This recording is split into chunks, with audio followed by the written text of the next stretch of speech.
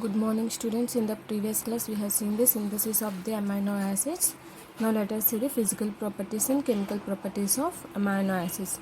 So today I am going to discuss you about the physical properties of amino acids. Let us see the first one, optical activity. So here optical activity is nothing but what? When a substance is rotated through a plane polarized light, that one we call it as optical activity or optical isomerism. Which does not show the plane polarized light, that one we call it as optical inactivity. So coming to optical activity, it consists of two types, that is what here, dextroform and levoform. In the same way, amino acids also will be showing D form and also L form, except glycine.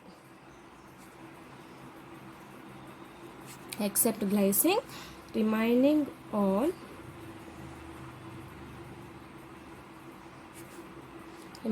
all amino acids are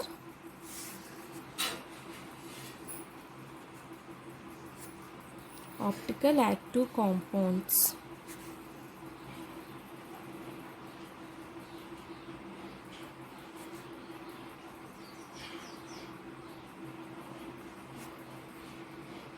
Which means they are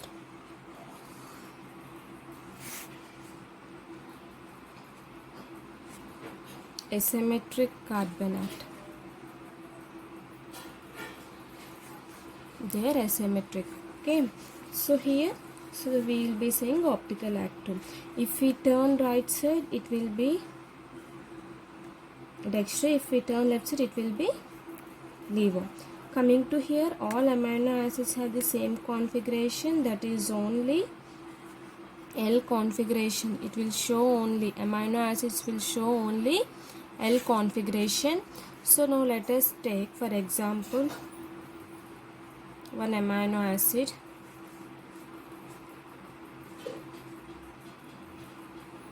NH2 COH RH. So NH2 is in right side, so we will be saying this is an D form. If NH2 is in left side, we will be saying LEVO form. So this is a wrong. So all amino acids will be taking place only in the left side, that is only on the L configuration. L means what here? LEVO, left side rotation only. Okay, this is about first property. Coming to next one, like ionic compounds, amino acids behave like salt and non-volatile crystalline solids, we can say. Non-volatile crystalline solids. So behave like salts. Amino acids also will be a solid, but non-volatile. Non-volatile means what? Which cannot be evaporated. These are the crystalline solids. Now these will be having like salts only. Ammonia, amino acids are having high melting point and boiling point.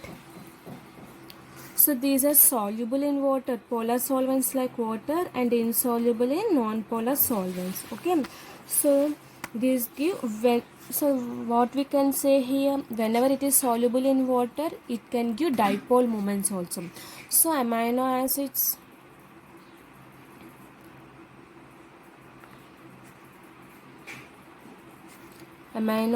are soluble in water,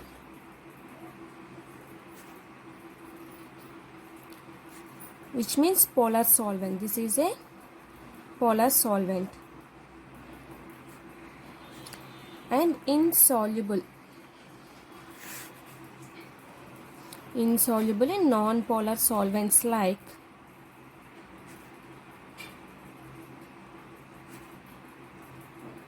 benzene, next ether. Okay, So this is general properties of the physical properties of amino acids. What happens? It will show LEVO form, optically active compound, which means it is a asymmetric carbonate consisting of. So this behave like salt and also non-volatile crystalline solids and having high melt. Solids means what? It will be having high melting and boiling points also. And these are soluble in water and insoluble in benzene, non-polar solvents like benzene and ether. So we will be having one more property, important properties, that is Zwitter ion.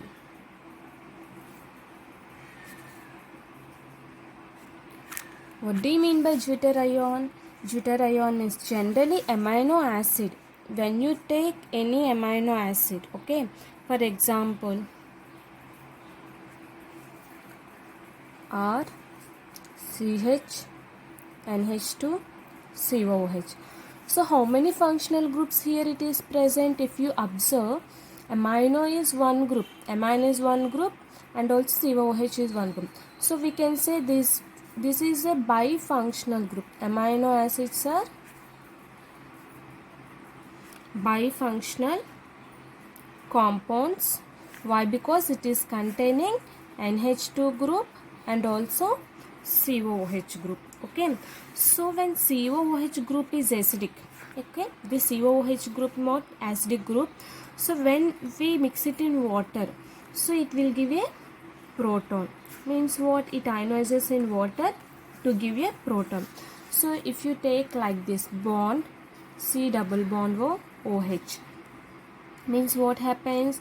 It will give easily, it can donate the proton. H plus is nothing but what? Proton. So when you mix it in water, this molecule automatically it can lose H plus ion. Not only that, but NH2 group has it accepts the proton. COOH, what happens? It loses proton. Coming to NH2, okay, so coming to NH2, it is having lone pair of electron. Nitrogen is going to have lone pair of electron. So we can say this is amino group is a Lewis base. So this is a Lewis base, we can say. So when you treat with H plus, it can accept proton. Means what? It is getting positive charge. So what? Accept proton. So here COOH is losing proton, NH2 is accepting proton. Okay, so NH2 act as a Lewis base due to the presence of the due to the presence of lone pair of electrons on nitrogen atom. If suppose we are taking neutral amino acid solution, so what happens? In neutral amino acid solution also, the COOH group loses a proton and NH2 group accepts the proton. Means from the same molecule only it is going to take. What happens in neutral molecule? So in neutral molecule what happens? We will be taking RCH, NH2, COOH. So COOH will lose the proton. So what happening here? R, CH, NH3 and COO minus. So what happening here? Here it is forming NH3 plus. In the same compound only it is rearranging. So by this we can say the ion what it is forming, it is a dipolar ion. If you have observed, see here negative charge it is presenting, here positive charge it is presenting. So what we can say here, two ions are presenting. So that's why I am saying what here, it is a dipolar ion or di-charged. So this one we call it as, what we call it as here, this one we call it as the Zwitter ion. So the ion which is having both, the ion having both positive and negative charges in the same molecule is known as what here? Zwitter ion. Hope you understood how we will be calling as Jupiter ion. If suppose if you dissolve in water, what happens? It loses proton. If it dissolves in water, what happens? It accepts protons. It acting as Lewis pair due to the presence of NH2. In neutral molecule, what happens? In neutral molecule, the molecule is forming a dipolar ion. Means what? H plus will come and add to the NH2. So automatically it is forming plus charge and minus charge. So it is acting as a dipolar ion, or we can say dipolar charged. So by this we can say it is a Jupiter ion. So means what, the ion having both positive and negative charge in the same molecule. If you observe this one, in the same molecule it is forming positive and negative charge. So this is known as what here? Jupiter ion. So this Jupiter ion we can say what? Electrically neutral. Why? Because it is in neutral molecule only it is forming. Yes or no? So amino acids are in amphoteric nature. What we can say? Amino acids are amphoteric in nature. Okay. So means what? The structures show that they can donate or accept a proton. If suppose in acidic medium, it depends upon pH value also. In acidic medium, if pH is less than 7, okay, so the Jupiter ion, what happens? The Jupiter ion changes into cation, positive charge. Means how it will be in acidic medium? RCH COO minus. We are taking a Jupiter ion molecule and H3 plus. So here I am adding H plus. In acidic medium now we are doing. So pH is less than 7. You will be getting RCH COOH and H3 plus. So in basic medium,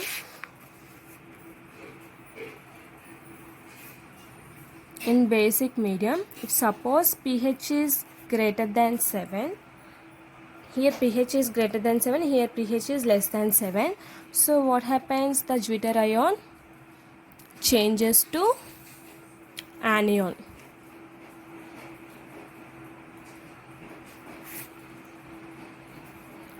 What happens? The Jupiter ion changes into a anion. So how it will become?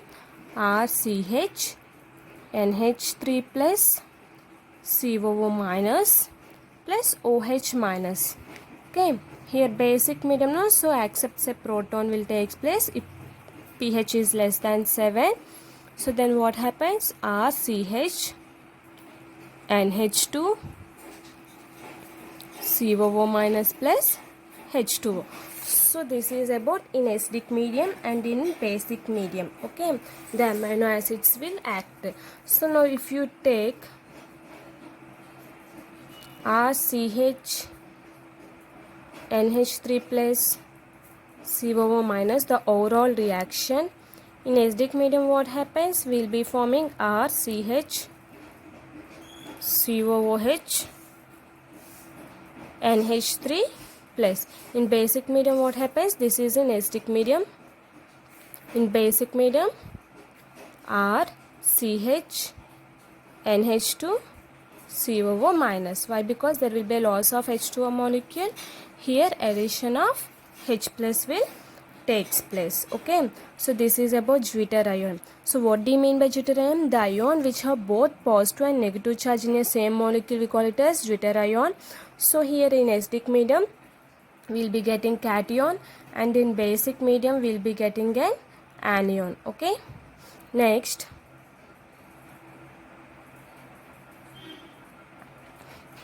so generally this Jupiter ion, they have high melting point of amino acids.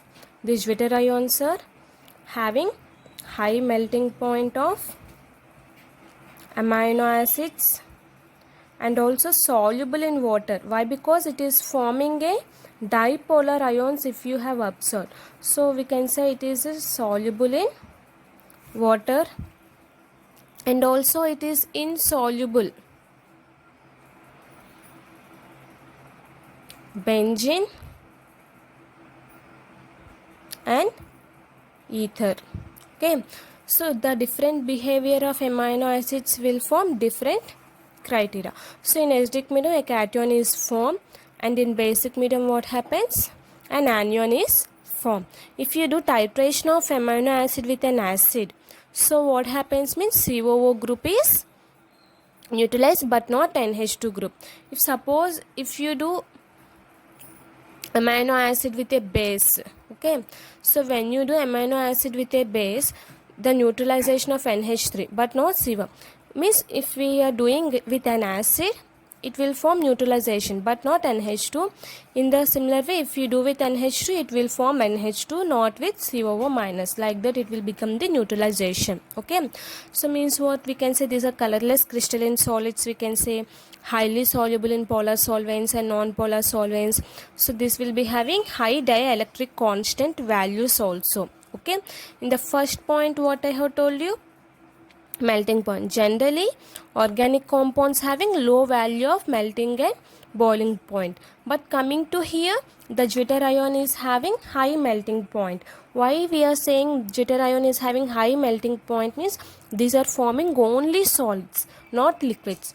Means what, solids will always form the melting point, and jitter ion exhibits what happens here, both acidic character and also basic character. So by this we can say what it is, an amphoteric in nature.